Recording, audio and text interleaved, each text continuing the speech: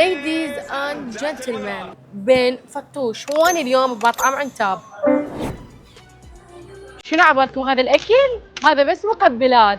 بعنتاب ما راح تشوف أكل عادي، راح تشوف أكل تركي وعراقي، يعني ميكس، يعني أكل تركي بنكهة عراقية. بعد جنم شو تريد بعد؟ يعني بعد روحك. أول شي راح أبدي بيه هو التشي كفتة، لأنه أكثر مقبلات تركية أحبها. انطيني إياها. شوكو ذول يا ربي. هذا مو سيف، هذا بقلاوة كباب. نرجع للشوكي. كلش طيب، يعني تشوك جوسي. تعرفون هو ليش اسمه كباب بقلاوة؟ لأنه معجون بالفستق، يعني بالبستاشيو. وشنو؟ هذا كله عبالة الأسعار مثل باقي المطاعم؟ لا كاردش، تعال ونصدم بالأسعار بنفسك. شنو هذا الاسكندر اللي يخبط؟ وعندهم جلستين، جلسة كلاسيك وجلسة مودرن، وبكل مكان موسيقى مختلفة. يعني إذا أنت مزاجي مثلي وتحير وتريد تختار، فعندهم جلستين، لما ما تحب اقعد.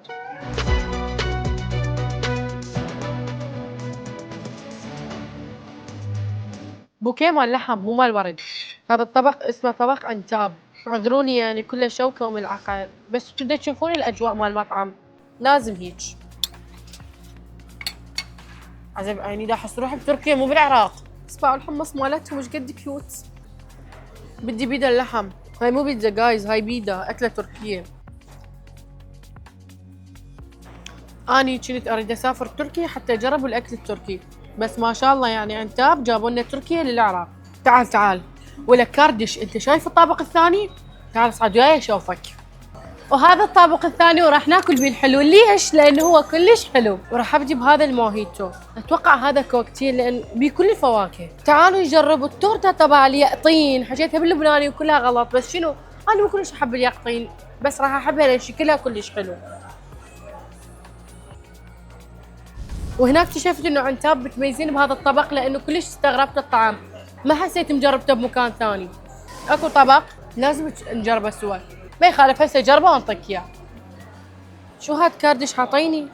خلينا نجربهن كلهن. هاي خليها على راسي مو هسه بايدي. حتى ازمير جابوها بالعراق، اسمه ازمير بومبا. شنو هاي الاطعمه يا ربي؟ ما عندهم شي طيب. صح نسيت اقول لكم العنوان وين، ترى مو بتركيا، صار ساعه اكل ودخت ونسيت اقول لكم. وعنوانهم ما يتيه، بغداد الكراده ساحه الواثق. تعالوا يلا، ايش عندكم؟ مطعم عنتاب، وعندهم جلسات بيها خصوصيه للعوائل. مصورنا بلا زحمه عليك، صور لهم الجلسات.